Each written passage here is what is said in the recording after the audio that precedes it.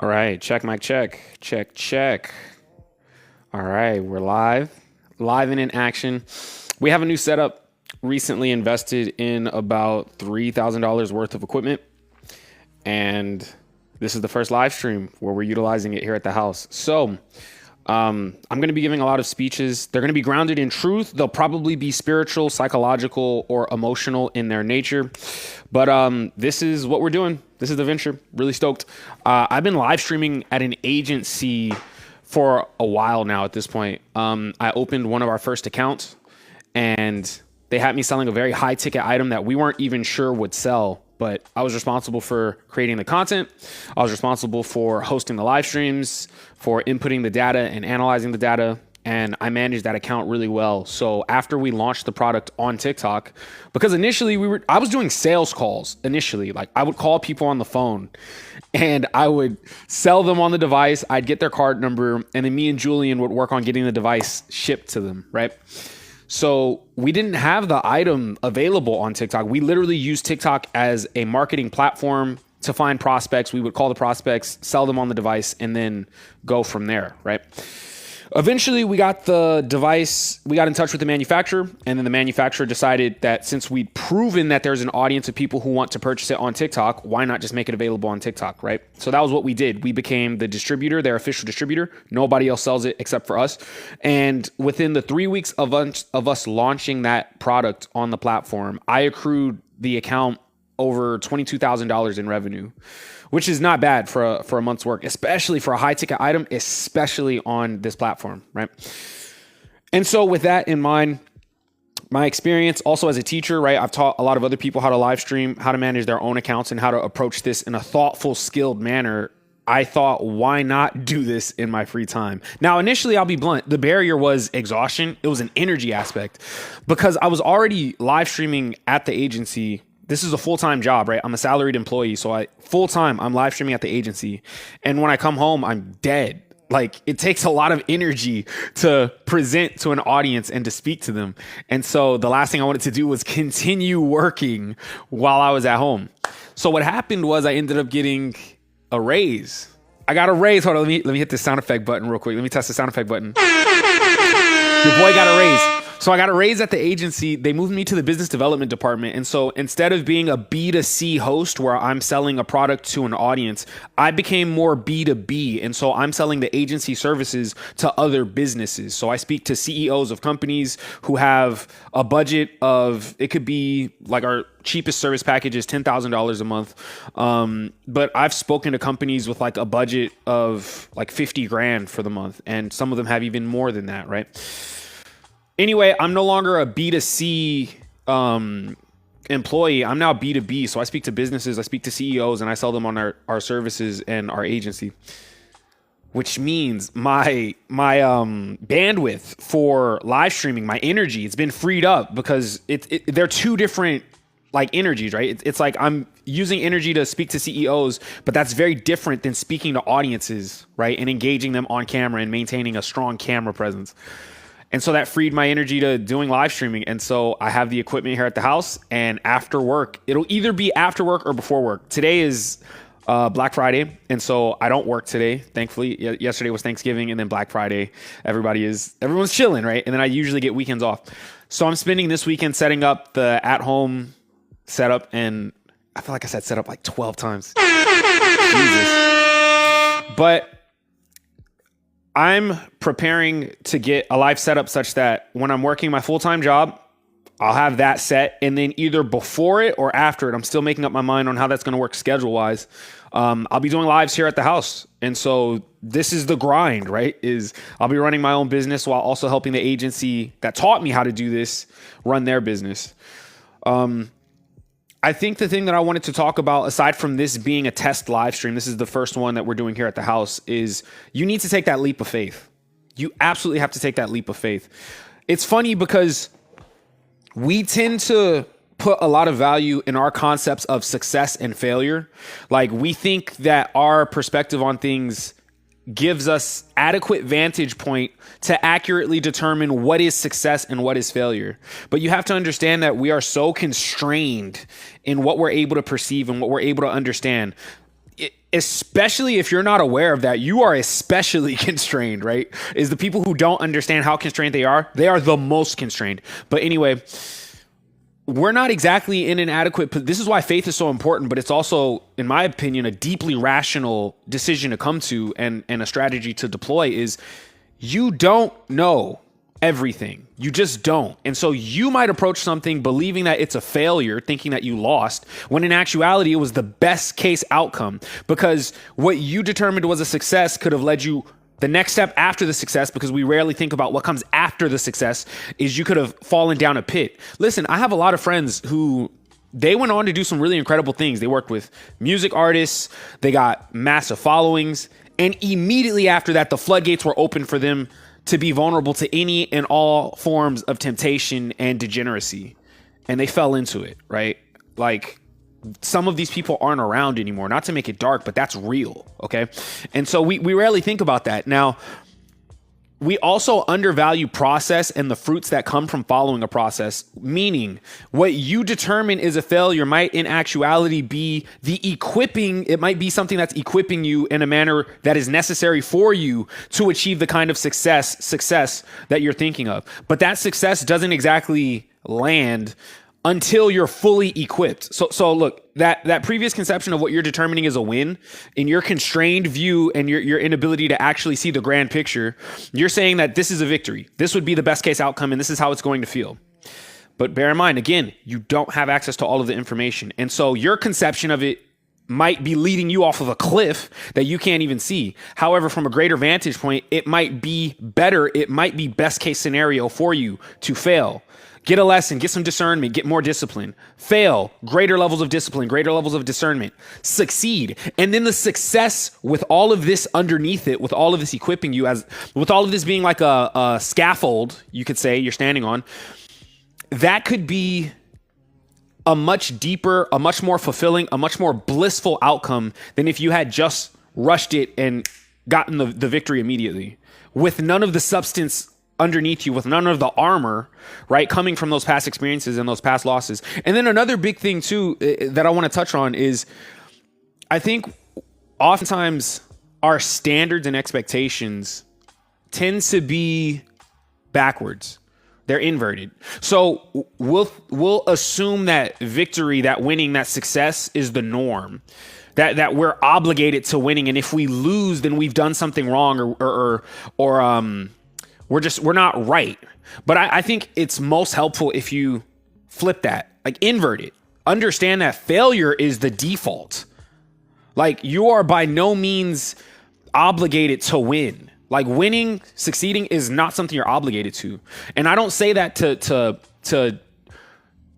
I don't say that to demotivate or discourage anybody, but I say that to just offer you perspective. Is that pressure that you're feeling, that sense of failure, that sense of there's something wrong with me, there's something I'm not doing right, you can let that shit go. Like, you're good. Failure is the default. There's nothing wrong with you. This is the norm. And so I'm not saying that success is out of reach, but what I am saying is that there are going to be things that you need to go out of your way to do in order to achieve success. But it's not like success is the norm, and if you're failing, then there's something wrong with you, and there are things that you're failing to do. It's like, no, this is default. This is your baseline. Okay, like, nothing happens because nothing happens unless you make it happen, right?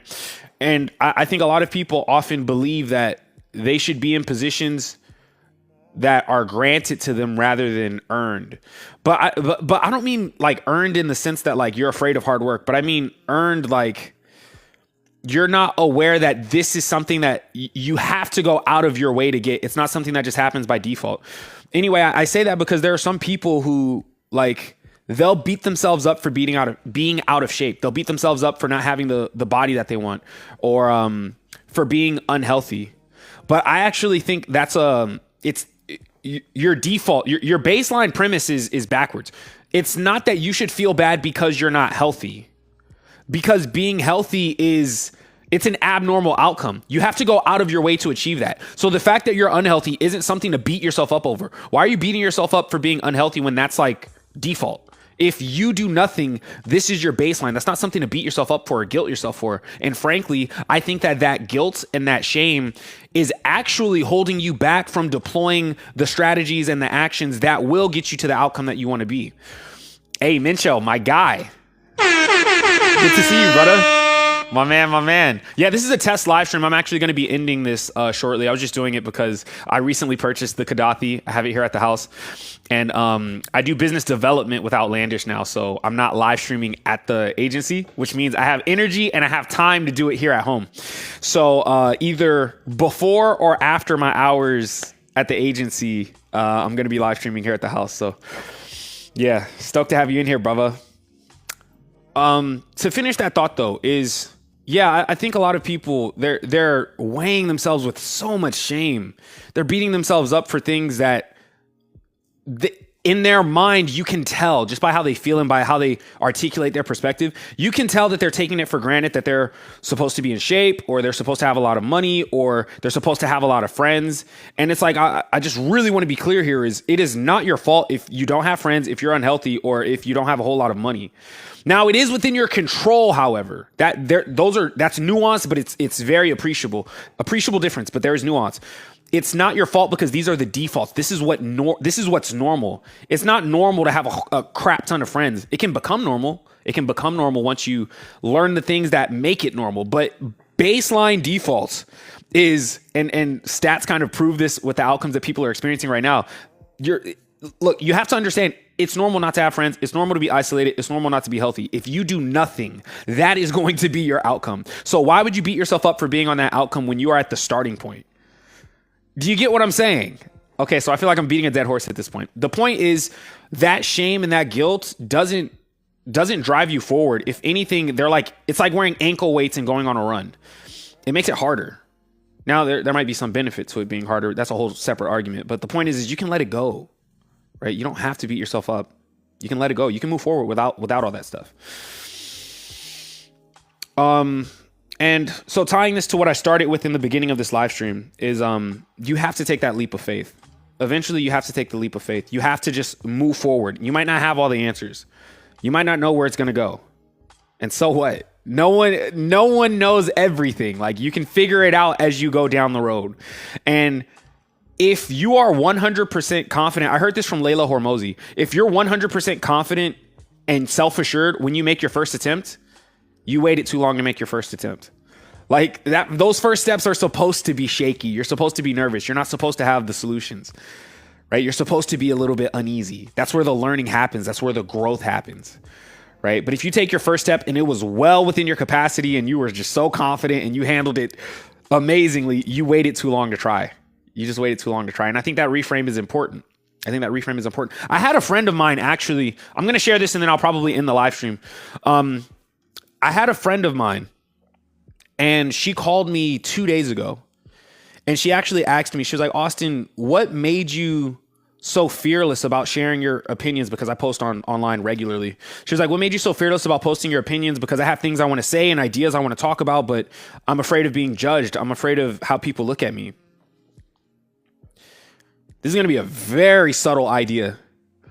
I didn't become fearless about sharing my ideas until after I tried winning people's approval, failing to win their approval, and then realizing that their approval had no impact on me whatsoever. So it's funny, the peace that I found and the freedom that I found from other people's opinions actually didn't come from successfully getting their approval. It didn't come from successfully being seen as a good person or as an amazing dude. It actually came from me falling short of their expectations, having their judgment hit me, and then me realizing, oh, I can survive this. Like, their judgments actually don't change me at all. I still have the same person. I still have hair, or the lack thereof, right?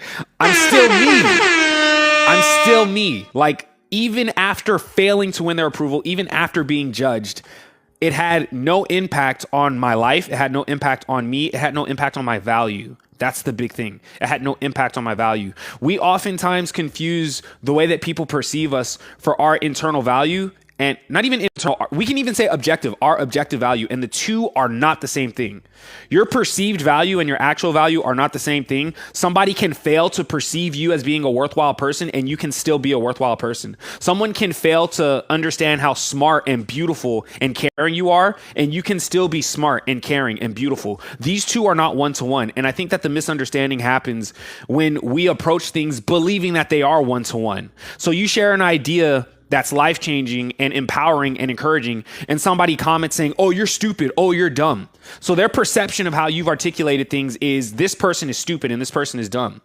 And if you are a considerate and I dare say reasonable person, you might even be inclined, you might have a bias towards considering what people say, over considering, right? And you might say, hey, maybe he's right. Maybe I am stupid. Maybe I am dumb. Maybe this is... right?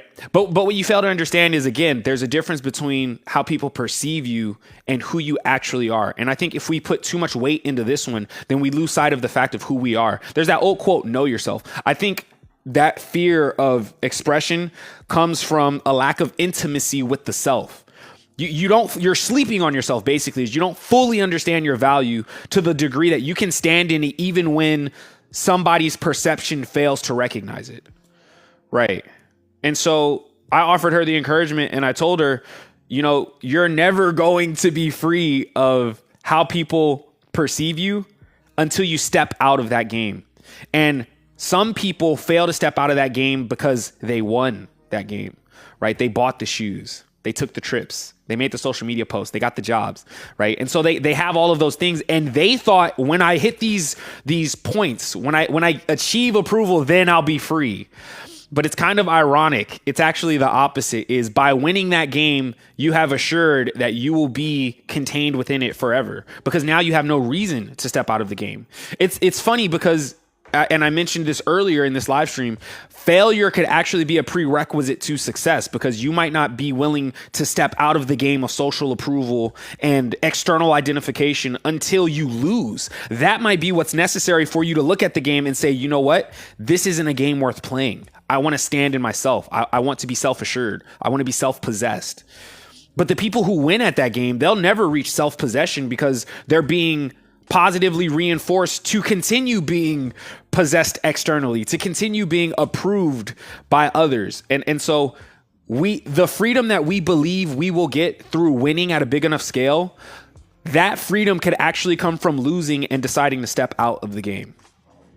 And that was what I told her was, this could be an integral step in your journey. You might need to just walk out there and be judged, right? Now, you might be surprised. You might actually put yourself out there and people love it too. So you just never know. But in the event that you do lose, that actually might not be a loss. You have to actually understand what's happening.